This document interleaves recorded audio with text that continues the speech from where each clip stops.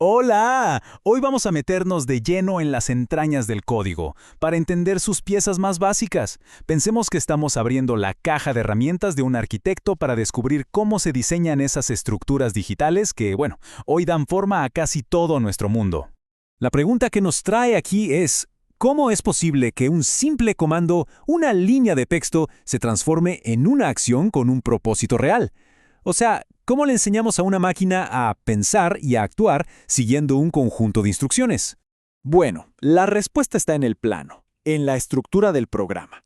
Y esto es clave, porque no se trata solo de dar órdenes, se trata de definir una lógica, una especie de secuencia de pensamiento que la computadora va a seguir al pie de la letra. Muy bien, vamos a sumergirnos en esto. Hay que empezar por los cimientos. A ver, si el código fuera un edificio, las expresiones serían como los ladrillos, y las declaraciones serían los muros que vamos levantando con esos ladrillos. Entonces, una declaración es básicamente una instrucción completa. Es una orden clara, directa, sin ambigüedades. Un programa, en su forma más pura, no es más que una serie de estas declaraciones, una detrás de la otra. Pero claro, estas declaraciones no salen de la nada. ¿De qué están hechas? Pues de expresiones. Una expresión es cualquier pedacito de código que al final nos da un valor.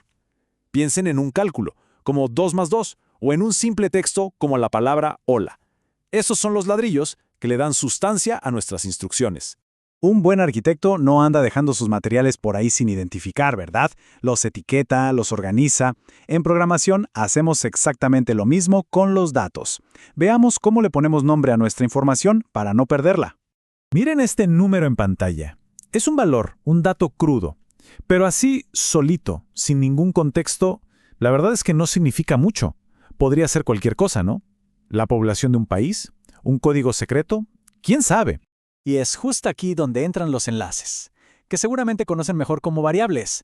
Le damos un nombre a ese valor, y de repente, ese 2.999.245.8 ya no es un número flotando en el limbo, ahora es la velocidad de la luz. Ya tiene una identidad y un propósito. Y este punto es crucial, ¿eh? Los enlaces son, en esencia, la memoria del programa. Son los que permiten que el software recuerde quién es el usuario, qué productos hay en el carrito de compras o en qué nivel del juego estamos. Sin ellos, cada acción se olvidaría al instante. Perfecto, ya tenemos nuestros materiales bien etiquetados. Ahora toca definir el orden de la construcción, y a eso se le llama el flujo de control. Es el camino que sigue el programa para ejecutar todas las instrucciones. El flujo más básico es increíblemente sencillo, de arriba hacia abajo, tal cual, como si estuviéramos leyendo un libro. La computadora ejecuta la primera línea, luego la segunda, después la tercera, y así sigue, sin desviarse para nada. Pero seamos sinceros, un camino recto no es muy útil para resolver problemas complejos. La verdadera potencia, la inteligencia de un programa, aparece cuando podemos crear bifurcaciones, cuando el programa puede tomar decisiones. Y esto lo logramos con la ejecución condicional. Usando un if y un else, es como si le hiciéramos una pregunta al programa. ¿Se cumple esta condición? Si la respuesta es sí, toma un camino. Si es no, pues toma el otro. Así de simple. Así es como un programa decide si una contraseña es correcta, por ejemplo. Esto es, de verdad, fundamental. Porque la ejecución condicional es lo que hace que el software se sienta inteligente, que responda a lo que pasa. Le permite a una aplicación reaccionar de formas distintas según los datos que recibe o las situaciones que enfrenta. Ahora, pensemos en otra cosa. ¿Qué pasa si necesitamos hacer exactamente lo mismo una y otra vez? Escribir la misma línea de código 100 veces sería una locura, ¿no? Para eso tenemos la línea de ensamblaje del código, los bucles. A ver, veamos cómo funciona un bucle while. Primero, necesitamos un contador, que empiece en 0. Segundo, el bucle se pregunta, ¿la condición se sigue cumpliendo? Mientras la respuesta sea sí, ejecuta el código que tiene adentro y, muy importante, actualiza el contador. Este ciclo se repite y se repite hasta que la condición finalmente ya no se cumple. Este patrón de crear un contador, verificar una condición y luego actualizar es tan pero tan común que hay una forma más compacta y elegante de escribirlo, el bucle for. Como ven, condensa los 3 pasos en una sola línea. Hace que el plano sea mucho más limpio y fácil de leer, aunque al final ambos bucles hacen exactamente lo mismo.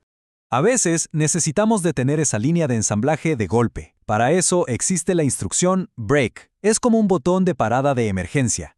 Le permite al programa salirse del bucle de inmediato sin importar si la condición para seguir se cumplía o no.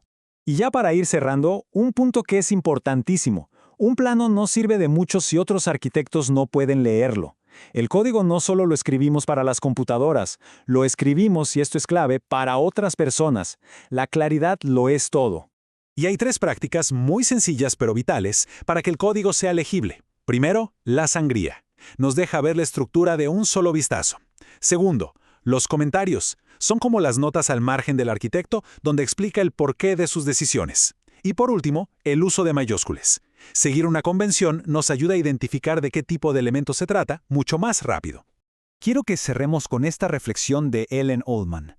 Nos recuerda que cuando estructuramos un programa, en realidad estamos destilando nuestros propios pensamientos hasta dejarlos en pura lógica. Y nos deja con una pregunta interesante. ¿Es el código un reflejo de nuestra mente? ¿O es nuestra mente la que poco a poco aprende a pensar como el código? Ahí se las dejo.